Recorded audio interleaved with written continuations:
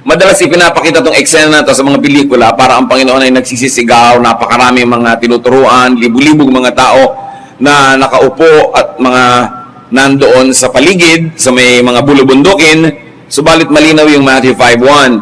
Maraming ang tao, pero nung magtuturo ang Panginoon, ang kanyang tinipon ay ang kanyang mga alagad at maliit na crowd, a very exclusive crowd, was taught. Nung atin ngayong nakarecord na Matthew 5, 6, and 7. Matthew 5, 2-3, and he taught them, God blesses those people who depend only on Him. They belong to the kingdom of heaven. Pansinin ninyo sa King James Version, nakamukha ng New International Version, sabi dyan, blessed are the poor in spirit, for theirs is the kingdom of heaven. At nagkakaroon ng confusion yung translation na yan because people don't understand what poor in spirit means. Many people think it's plain poverty, that if you are poor, you are blessed. But you know, common sense tells you that poverty is not a blessing by itself. So nagkakaroon ng confusion. What does it mean to be poor in spirit? Now, the contemporary English version clarifies that God blesses those people who depend only on Him. So, here, being poor in spirit means you don't consider your spirit rich enough to understand truth and therefore depend on your understanding of it. So yung kabaligtaran ng poor in spirit, yung rich in spirit, sa tingin nila, alam na nila, marunong sila, kung ganon, yung kalooban at kagustuhan nila at karunungan nilang susundon nila sa pang-araw-araw na pamumuhay. At kinlarify ng contemporary English version, God blesses those people who depend only on Him. So that is what it means to be poor in spirit. You consider your spirit, your wisdom, your knowledge poor. And you consider God's kingdom, God's wisdom, God's knowledge rich, and you depend on that, not on yours. So yun daw yung blessedness. Araw-araw, halos tayo natutuksong kumilos lapag sa kalooban ng Diyos, pero kasi yun ang sinasabi ng ating common sense. Yun ang sinasabi ng ating urgent need. Yun ang sinasabi ng ating vested interest. Here, kita agad natin, blessedness is not listening to your version of what is true and what is effective and what is good, but on what the Bible or the Word of God says. So, kahit pa wala kang pera, kahit may sakit ka, kahit wala kang lover, kahit ka malungkot, yung sumusunod ka sa wisdom ng God in living your life instead of relying on your own worldly wisdom, you are blessed. Yun lang is a state of blessedness already. Para masabi natin, oo nga, wala nga akong love life, pero kasi naman yung naliligaw sa akin, may asawa na. So, di bali na, ang susundin ko yung wisdom ng Diyos, hindi yung kagustuhan ko, hindi yung iniisip kong tama at mabuti para sa akin o sa nararamdaman ko. Therefore, you are blessed kahit ka walang kasama. Dapat nating maintindihan na yung blessedness is not always being cheerful or happy or bountiful with material blessings. Yung sumusunod ka sa kalooban ng Diyos, saan ka man dinala ng pagsunod mo, kahit sa kalungkutan, kahit sa hirap, kahit kumisan sa kasakitan, blessed ka. And that's what the Lord said. Kaya maraming mga people who are blessed. Kahit sa Catholic saints, yung mga listahan ng mga santo, may makikita kang blessed ganito, tapos yung rebulto niya may nakataga sa kanyang ulo. Nakakita na ba kayo nung poon na may nakataga na itak sa kanyang ulo na ganun? So, blessedness ba yan? Pero kasi ang tingin nila doon, well, kaya siya na-persecute, kaya nagkaganyan, sumusunod siya sa kalooban ng Diyos. That is blessedness. Huwag nating iayon sa ibig sabihin ng Hollywood, yung good life sa blessedness. Para kasi ma-appreciate natin na ang dami-dami nating forms of blessedness that we should be thankful for. So blessedness is only on Him, meaning the Lord. Only on His way. Only in His time and timing. This is what it means to be poor in spirit. You don't rely on your own spirit, but you rely on the Holy Spirit and the Spirit of God. Those who consider themselves nothing compared with God are poor in spirit, therefore they are blessed. Kasi hindi sila nagiging mayabang, hindi sila nagiging self-sufficient apart from God, they don't become independent independent of God, they become in fact dependent on God. Therefore, they are blessed. At yung blessedness na yan, hindi lang status in heaven, it could also lead to practical blessedness here on earth. But does not always, and does not instantly translate into practical blessedness. Blessedness is not on the ways of evil. Pag nakikita mo merong corrupt, yumaman, minsan gusto mo na rin matempt, mainggit sa kanya, gayahin ang kanyang style, nandaya, nag-cheat, pumasa sa exam, ikaw, sinunod mo yung katuruan ng Diyos, hindi ka nandaraya, truthful ka, bumagsak ka sa exam, you are blessed. More than the person who passed but cheated. Pero kung hindi mo to re-reviewin, malulungkot ka. Kasi ako na nga yung Christian, ako na nga yung godly, ako pa yung hindi pumasa. Pero yung hindi mo pagpasa led to probably a painful immediate consequence, but your status in heaven is that you are blessed. Siyempre, mas blessed ka kung bumasa ka, tas hindi ka pa nandaya. Pero kung hindi nangyari yon, dahil sa paggawa mo ng mabuti, tindera ka sa palengke, lahat ng mga kapwa mo tindera, iniiksi na ng kung ano-anong mga gamot yung mga karne nila na double dead. Tapos dumadami ang pera nila. Sabi mo, blessed sila. Kung hindi, ikaw honest, blessed ka kahit marami silang uwing pera. That is what it means to be blessed. Sino nagsasabing blessed kayo? Heaven. Hindi yung standards of the world. At dapat nating laging alalahanin that we don't live by the standards of the world. Sometimes, the standards of the world jive with the standards of God, and that's fine. But we must be poor in spirit. Meaning, our point of view is never better than the point of view of God. Blessedness is not on depending on others, depending on oneself, or being apart from God, or following ways that are opposed to God, no matter what is visible. Sabi nga ng Bible, mapandaya ang mata. Sa tingin mo kuminsan, blessed siya. Pero yung pala hindi, sa tingin ng heaven, bulok siya. So dapat ang mahalaga, anong tingin sa'yo ng Diyos? Hindi yung tingin sa'yo ng tao o tingin mo sa sarili mo. We've got to look at ourselves the way heaven looks at us. When you depend on God, you are blessed in heaven's eyes, no matter what is visible to you at the moment. Kaya napakahalaga na reviewin ang kahulugan ng blessedness. Those who depend only on Him truly belong to Him, as the Lord emphasized it. That belongingness to God is not only a legal status, it is a practical status all the time when you depend on God.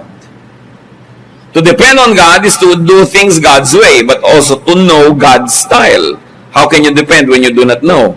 Kaya para talaga laging maging matibay ang pagiging tayo ay sa Diyos, that we belong to God, it's important to always know the will of God. Set it apart from the will of religious leaders, the will of organized religion, because they are not always the same. Dapat assignment mo yan, private duty, to know God's will. Proverbs 3:5-8, from the New International Version this time, trust in the Lord with all your heart, and lean not on your own understanding. In all your ways acknowledge Him, and He shall direct your paths. Do not be wise in your own eyes. Fear the Lord, and depart from evil. It will be health to your flesh, and strength to your bones. Kaya sabi, huwag kang magdudunong-dunungan. Whenever you disagree with God, obey God. Pero kung minsan naman, your disagreement with God comes from ignorance.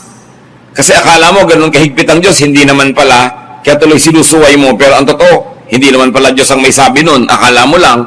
Alam niyo, mga Kristiyano, ang galing umimbento ng Hallmark greeting cards, truths.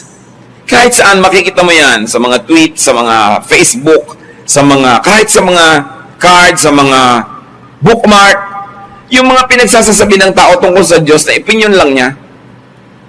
Yung God is like this, God is like that.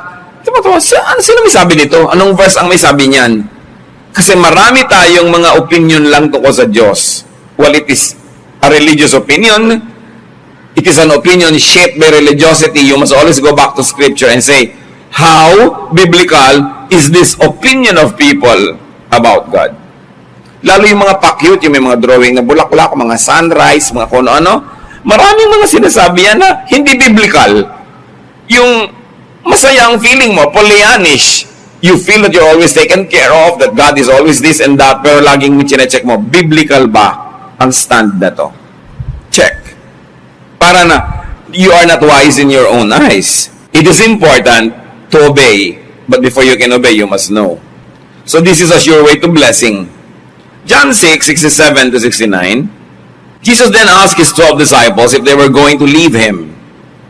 Simon Peter answered, Lord, there is no one else that we can go to. Your words give eternal life. We have faith in you, and we are sure that you are God's Holy One. Marami kasi na tumalikod sa Panginoon kasi hindi nasunod yung inaasahan nila.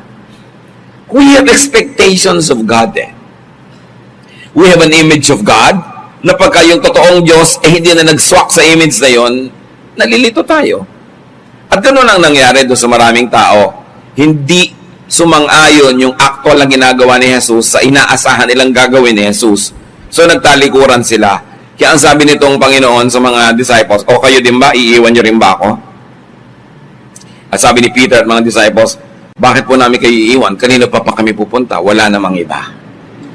Kahit sila man nalilito, kahit sila man hindi laging sang-ayon, kaya napakahalaga ng paniniwala. Kasi kung sumusunod ka lang dahil naiintindihan mo, knowledge na yan. Mahalaga rin sumusunod ka because of knowledge, but there are moments when you follow out of faith. Dahil nananalig ka, kahit pa nga salungat doon yung personal mo na opinion. Now, ano-ano yung mga blessednesses na yan?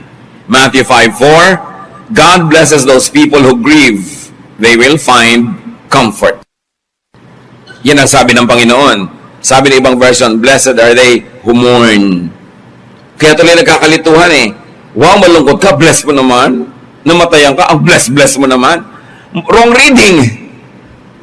Kasi dito pag binasa na natin sa contemporary English version, God blesses those people who grieve.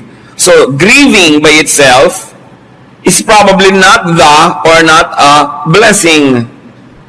But because God is God of mercy and balance, He is merciful, He will give balance and comfort to those who grieve. Let's put it this way. Ang lungkot mo, ano man yung dahilan, may Christian magsasabi sa'yo, uy, blessed ka. Hindi mo maintindihan, paano ko naging blessed? Nalulungkot nga ako. Blessed ka kasi ang Panginoon maawain. At malapit ang puso niya sa mga nalulungkot. Therefore, ang blessedness mo ay hindi dahil malungkot ka, kundi dahil yung kalungkutan mo will attract God's very loving attention towards your direction, and God will take care of you if you will accept the care that God will give. Grief places a person in the path of God's blessings more than happiness. Parang mga magulang, pagka masaya yung mga anak mo, nakakikita mo isang matamlay, yun ang kakausapin mo, yun ang lilibangin mo, kasi magulang ka Malapit ang puso mo dun sa kawawa, sa broken-hearted. Hindi sa ayaw mo dun sa masaya, pero laging hinahanap mo, bigyan ng balance yung kawawa, yung malungkot. Kaya kayo mga kapatid, saka na naman wala ni isa. Pero kung meron tayong kasama ngayon, ang lungkot nyo, you say, I'm blessed. Because my grief will call God's blessing to my direction.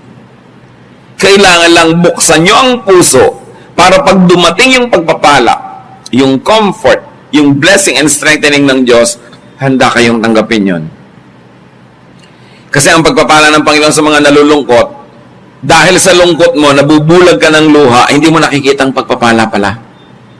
Kaya kailangan, sabi mo agad, malungkot ako ngayon, hindi blessing na malungkot ako, pero dahil malungkot ako, may blessing na darating sa akin. Kailangan nakaabang ka, bukas ang puso mo, at sensitive ka doon. This is for those who grieve because they especially depend on Him. Because they belong to the kingdom of God. So may mga nalulungkot lang sila per se. Period. Ibe-bless ka pa rin ng Panginoon. Pero lalo na kung ang kalungkutan mo dahil anak ka ng Diyos. Dahil nanindigan ka sa tama. Dahil hindi ka nakakuha ng mga nakukuha ng iba na sumusuway sa kalooban ng Diyos, may blessing na kakambal yung kalungkutan na yan. Kaya huwag tayong laging magmukmok pag nalulungkot, kundi abangan ninyo expectantly. Wait for God's blessing. Dahil sabi ni Lord, blessed are those who mourn. Huwag nating laging isipin na nakalimutan tayo ng Diyos. Parang may natural magnet yung pagiging malungkot at paghihirap ng loob, may natural magnet na tumatawag ng blessing. Pero tandaan nyo, pag kumatok sa pinto yung blessing, dapat pagbuksan. Dapat hindi ka masyadong nakalubog sa luha, hindi mo na makita may dumadating na palang blessing. Because most of these blessings don't present themselves obviously as blessings. So their grief, the people's grief is caused by their godliness at hindi dahil sa paggawa ng masama. Especially when the grief is out of repentance, may blessing yan. Halimbawa, meron kayong na-realize na nagawang mali. Siyempre, nalungkot kayo, nagkalupi-lupi yung puso nyo na parang papel na nilamukot. Blessing ang kasunod nun. Kasi ang kalungkutan dahil sa repentance, may kakambal na pagpapala sa Diyos. So, hindi magtatagal yung lungkot na yan. Halimbawa sa Jonah. Si Jonah, yung propeta, inutusan ng Diyos na magpunta sa Nineveh. Kasi nagagalit ang Diyos sa Nineveh, ang sama-sama ng lungsod. Sabihin mo sa Nineveh, gugunawin ko sila. Kasi ang sama-sama nila. Sa mahabang kwento, nakarating ang Jonah doon sa Nineveh at sinabi niya yung turo ng Diyos na paparusahan yung lungsod. Nagbagong loob yung lungsod. Nagsisi. Hindi pinarusahan ng Diyos. Jonah 3:6-9. When the king of Nineveh heard what was happening, he also dressed in sackcloth. He left the royal palace and sat in dust. Then he and his officials sent out an order for everyone in the city to obey. It is said, none of you or your animals may eat or drink a thing. Each of you must wear sackcloth, and you must even put sackcloth on your animals. 3:9. You must also pray to the Lord God with all your heart and stop being sinful and cruel. Maybe God will change His mind and have mercy on us so we won't be destroyed. Jonah 3:10. When God saw that the people had stopped doing evil things, He had pity and did not destroy them as He had planned. Dahil na-realize ng hari na masama silang mga mamamayan, nalungkot siya. He ordered a fast. He ordered civic and civil repentance. At sila ay nagbagong loob. Hindi natuloy ang parusa na nakalaan sa kanila. Kasi, bakit pa sila paparusahan? Ikinalungkot na nila ang kanilang kasalanan. Mga kapatid, ma-alarm tayo pag gumagawa tayo ng mali, tapos wala nang lungkot. Yung parang may kalyo na yung ating konsyensya, hindi na natin nararamdaman yung kirot na may ginawa tayong mali. Sinagot mo yung nanay mo, tapos you don't even feel bad? Inaway mo yung asawa mo, ininsulto mo, tapos you don't even feel bad? Meron kang tinanggihan na nangangailangan, kaya mo naman tulungan, you don't feel bad, dangerous yan. Ngayon, when you feel bad, you are blessed. Ito yung blessing na kalungkutan. Biro mo nalulungkot ka, sasabihin mo, bakit ako blessed and nalulungkot ako? Kasi kinakalungkot mo na masama ka, na may ginawa kang mali. Blessed ka! Ang susunod mong gawin, sundin mo ang sinasabi ng lungkot na yan. Magsisi ka, magbagong loob ka, stop doing wrong, start doing what is right, then blessing will come. Kaya ka blessed pag malungkot ka. Pag may nagawa tayong mali, tapos may guilt ka, mahirap yung feeling, blessing yan. Kaya lang, saan mo dadalhin yung feeling? Kung kakalimutan mo lang, tatabunan mo sa isang sulok, bali, wala, hindi magiging blessing. But if you correct your life and did what was right because of that negative feeling, then it is a blessing. This is grief because of repentance. Therefore, it is a blessing. Napakahalaga din yung lungkot ng mga anak ng Diyos, lalo yung mga lingkod ng Diyos. Si Hannah, ang tagal-tagal niyang humihiling ng anak. Wala siyang anak. Tapos nagkaroon pa ng mga ibang asawa yung asawa niya, nagkaanak pa, iniinggit-inggit pa siya dahil yung mga iba, may anak, siya wala. Nanalangin siya sa Diyos. 1 Samuel 1:10-14, Hannah was broken-hearted and was crying as she prayed, Lord all-powerful, I am your servant, but I am so miserable. Please let me have a son. Later, the Lord blessed Elkanah and Hannah with a son. She named him Samuel because she had asked the Lord for him. One of the greatest prophets of Israel, Samuel, nakuha sa pananalangin ng isang malungkot na lingkod ng Diyos. Maraming tao malungkot, pero yung mga malungkot na lingkod ng Diyos, malapit yan sa blessing ng Diyos. Wala siyang ginawa kundi manalangin, wala siyang ginawa kundi maglingkod sa Panginoon, dininig ang kanyang kalungkutan at binigyan siya ng anak.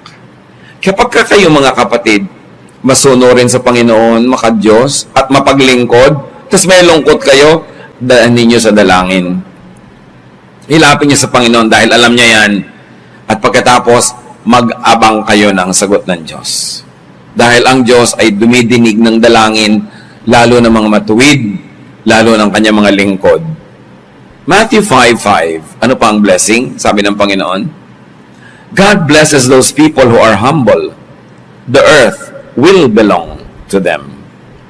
For those who are humble because they depend only on Him, because they belong to the kingdom of God, blessings will follow. James 5:5-6, God opposes everyone who is proud, but He is kind to everyone who is humble. James 5:7-10, be humble in the Lord's presence, and He will honor you. O may nakipagpayabangan sa iyo, ang ingay-ingay niya, mukha siyang panalo. Ikaw yung humble, ikaw yung blessed. Kahit siya yung maingay, at kahit siya yung pinalakpakan ng maraming tao, ikaw yung blessed. Dahil ikaw yung humble. Humility is a blessing in itself. Kahit hindi ka papremyahan ng langit, pag humble ka, wala kang kaaway o nababawasan ng kaaway mo. Tumatahimik ang iyong buhay. Kung hindi ka mayabang, wala kang matataas na standard na kailangan mong laging ma-meet na nagbibigay sa'yo ng sobrang stress. Therefore, you are more peaceful. Your life is more at ease. Humility is a blessing by itself. Ang hirap nung nagyayabang kasi i-maintain mo yung kayabangan mo. Kahit hindi ka paparusahan ng langit, yun lang nagme-maintain ka dahil ang yabang-yabang mo, ang taas mo magsalita, mahirap yun na dalhin. Yun lang ay parusa na. So mabuti yung humble because you are blessed. Matthew 5:6, God blesses those people who want to obey Him more than to eat or drink. They will be given what they want.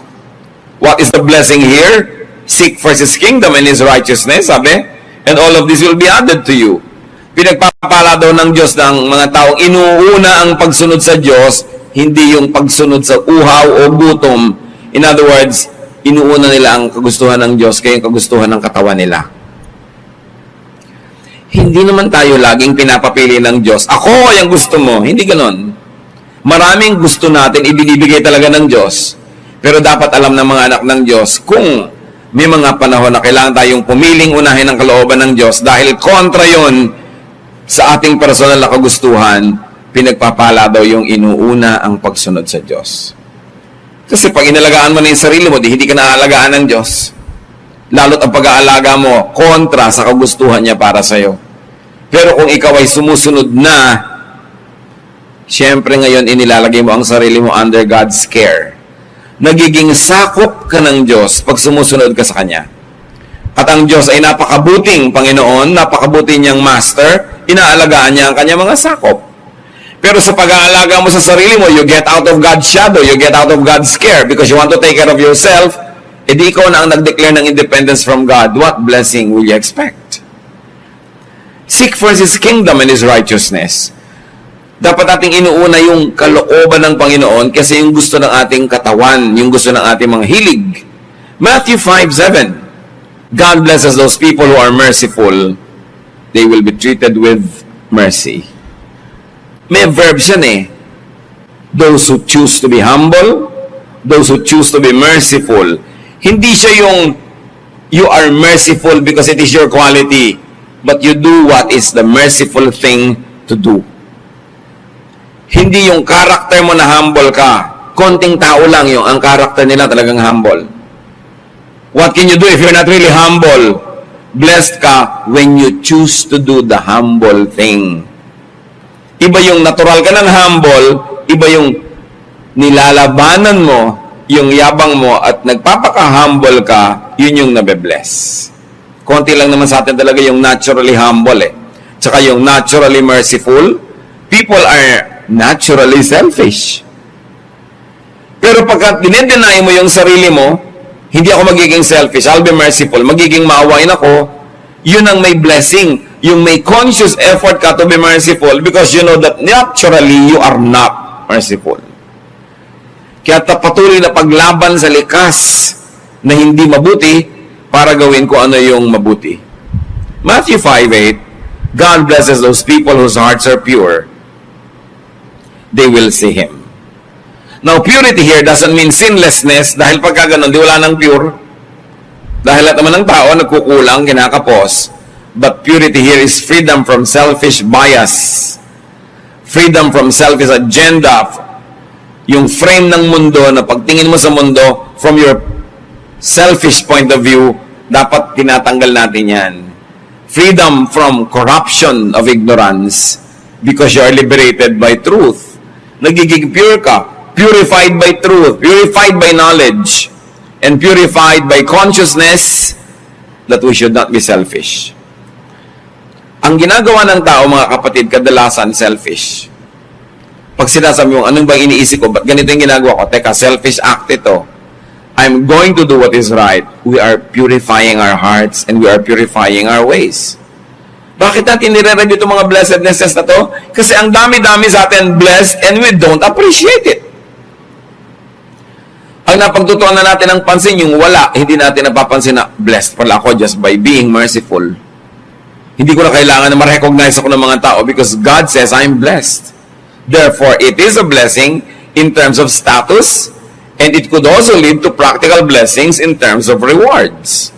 Matthew 5:9, God blesses those people who make peace. They will be called His children. Hindi sinabing God blesses peaceful people. Bihira lang naman yung people who are naturally inclined to be peaceful. But those who make peace. You know, you make peace. There's a verb, there's an action, there's an intention, and a clear step that is taken to make peace. So, ganoon, you will be called His children. Pero kung kaaway na kapatid, you making peace. Kasi if you're not making peace, you are in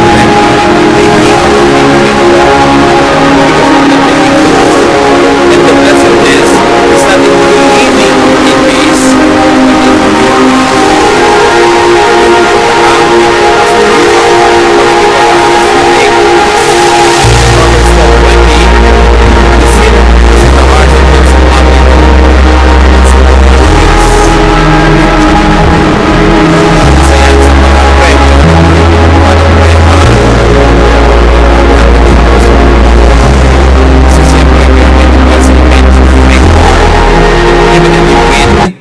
May grief ka rin eh. Yung nanalo ka sa sigawan, ang totoo kung makikinig ka sa konsyensya mo, may lungkot ka rin.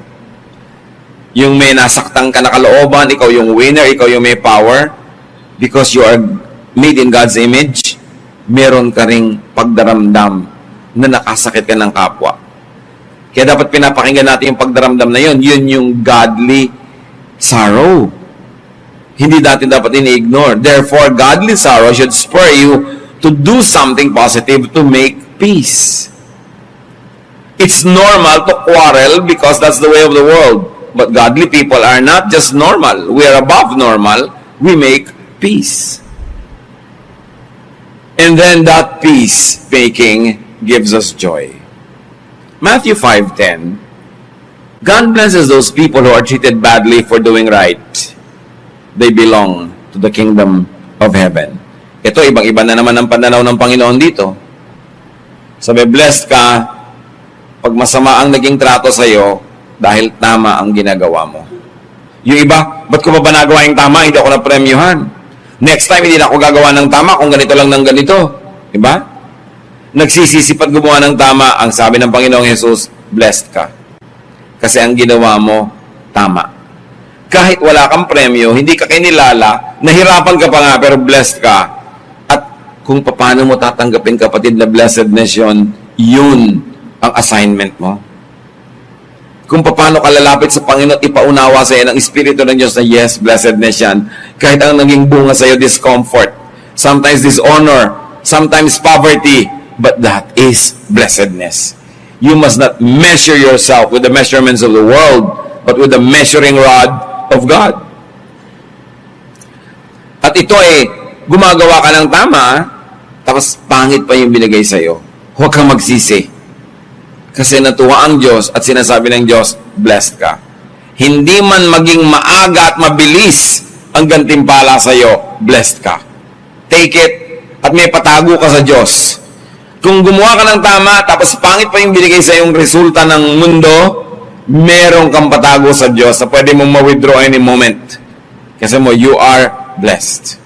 Matthew 5:11-12, God will bless you when people insult you, mistreat you, and told all kinds of lies about you because of me. Be happy and excited. You will have a great reward in heaven. People did the same things to the prophets who lived long ago. Di ba? Dinadala mo yung Biblia, pinagtatawanan ka, sinashare mo yung katotohanan, nachichismis ka pa, minamaliit ka, napagsasabihan ka ng kung ano-ano, pero sabi ni Lord, walang bago. Lahat ng propetang nauna sa inyo, ginanyan. Ako man, sabi ng Panginoon, ginanyan. So pag ginaganyan ka ngayon, we all belong together. It's not convenient at the moment, but you will have great reward. You are in good company. So huwag tayong umiwas na mainsulto, huwag tayong umiwas sa kapagwikaan ng hindi maganda dahil tayo ay mananampalataya, dahil tayo naninindigan. Huwag nating hanapin yung approval of the world, yung papuri ng mga tao sa paligid. Kasi pagka tumataas na ang dagat, natutunaw na ang mga yelo, pumuputok na ang mga bulkan, nagkakaroon ng mga tidal wave, at nagkakaroon ng mga lindol, sa Diyos ka naman tatawag hindi sa mga tao na yan. Kaya ang mahalaga, good record ka sa Diyos. Doon ka malapit dahil siya naman ang tatawagan natin at siya ang nagligtas sa atin at siya ang patuloy pang magliligtas sa atin. Wala namang bago mga kapatid. You might say, alam na natin itong Matthew 5 na to, pero ang mahalaga magkaroon tayo ng deeper appreciation of what blessedness is. So that we will never miss thanking God when there are blessings around but we don't see them. Mas maging malinaw ang pananaw natin kung anong ibig sabihin ng blessedness. Blessedness is not being celebrated by the world. It is not being accepted or being praised by men, but it is pleasing God. And even if the immediate result seems to be painful or at least not fruitful, don't be deceived by what is immediate, by what is seen or what is heard. Establish yourself in the unchanging truth of God's word, the words of the Lord Jesus. You are blessed. So blessed are those who grieve. Grief is not the blessing, but your state of grief will attract God's blessing. So alam mong hindi yan magtatagal. Wait for your rescue. Blessed are those who humble themselves. Remember, it's a verb, it's an action, an effort. Blessed are those who prioritize obedience to God above selfish interest. Blessed are those who show mercy. Again, it's a verb. You show mercy, you do merciful acts. And blessed are those who have pure hearts. Therefore, purify your heart all the time. At ang pinakamanis natin na tanggalin sa puso natin, selfishness. Yun lang ang gawin mong assignment, tanggalin mo yung selfish color of everything you do, you become more and more pure. Blessed are those who make peace. Not those who just believe in it, but those who make it. Blessed are those who are treated badly for doing right. So do right in spite of the consequence. And blessed are those who get mistreated because of their faithfulness to Christ. If you are in any of these situations, claim your blessedness. Celebrate your blessedness and do not needlessly grieve.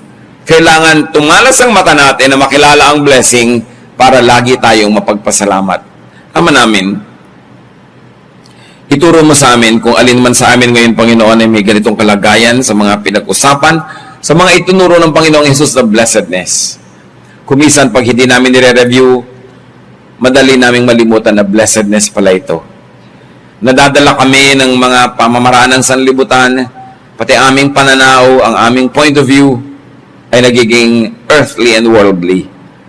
Teach us, O Lord, to always sharpen our spirits so that we will see blessings when they come. Magbulay-bulay tayo mga kapatid. Pasalamatan natin ang Panginoon sa mga blessing na ito. Kung sakali mang na-neglect nating makitang blessing pala yon, at tiyakin din natin magiging blessing tayo in the same way to people. Lord, sa pananalangin namin ng tahimik, makipag-ulayaw kayo sa amin. Turuan niyo pa kami ng mga practical lessons so that we will be appreciative and sensitive to the blessings that you give us. Kung may mga kapatid kami ngayon, Panginoon, na hindi nakikita yung blessing na yon, buksan yung mga mata namin at ang maipagpasalamat namin ang aming blessed state, at least in your point of view.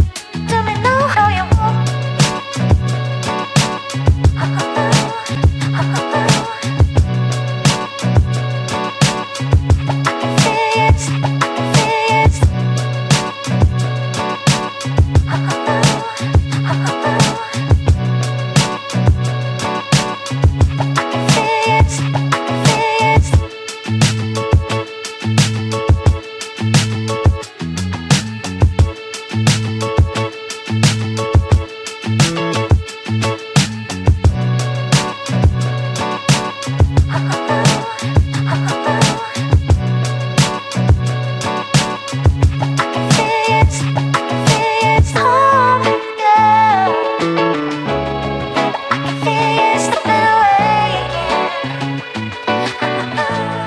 And now my love for you is so strong again. I can feel you slipping away again.